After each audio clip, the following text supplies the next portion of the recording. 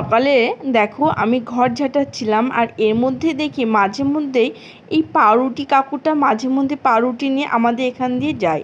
পাউরুটি নেবেন, পাউরুটি এরম বলতে বলতে তো আমি প্রতিদিনই ভাবি যে একদিন পাউরুটি কিনবো। অমনি দেখো কাকুটাকে ডাক দিলাম যে কাকু আমি পাউরুটি নেব। তো 3টে পাউরুটি নিয়েছি, যেহেতু আমার 2 ছেলে আর আমি খাবো। বড়মাসা অতটা পাউরুটি খেতে পছন্দ করে না, আর সকালবেলায় দুধ চা দিয়ে কিন্তু খেতে ভালোই লাগে। খুব একটা দুধ চা সকালে খাই না, আজকে এই পাউরুটিগুলোকে পেয়ে সেটাই মনে হচ্ছিল। আর দেখো পাউরুটিগুলোকে আমি কি সুন্দর ফ্রাই প্যানে করে ননস্টিকের কড়াইতে আর কি ছেঁকে নিয়েছি। আর ছেঁকে নিলে অনেকেই বলে যে পাউরুটি সবসময় ছেঁকে খাওয়াই ভালো।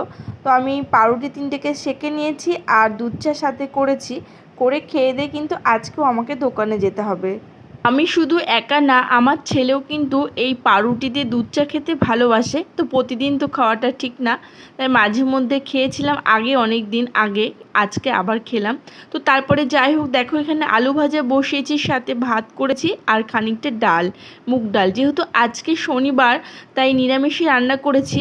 আর এদিকে যখন দোকানে যাচ্ছি তখন আমাদের বাড়ির মেয়েটা কিন্তু কালকে সিট পড়েছে ভুবনেশ্বর, অনেকটা দূর। তাই যেহেতু অনেকটা দূর তাই ওর মা আর দিদিভাই দুজনা মিলে আর কি বেরিয়ে গেছে পরীক্ষা দেওয়ার জন্য। এবার কালকে যেহেতু ওদের পরীক্ষার সিট পড়বে তাই একদিন আগে যেতে হবে। আর আমিও দেখো দোকানে পৌঁছে গেছি, একসাথে বাড়ি থেকে বেরিয়েছিলাম।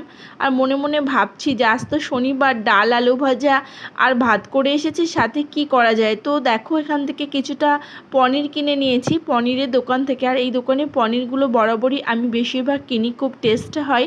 তো পনিরের তরকারি করব বলে বাড়িতে এখানে খানিকটা পনির কিনে নিয়েছি। তারপরে দেখো এখানে আমুলের টক দই কিনেছি 500 মতো। এই টক দই দিয়ে আর ওই পনিরের তরকারি যাচ্ছে খাওয়াটাটা।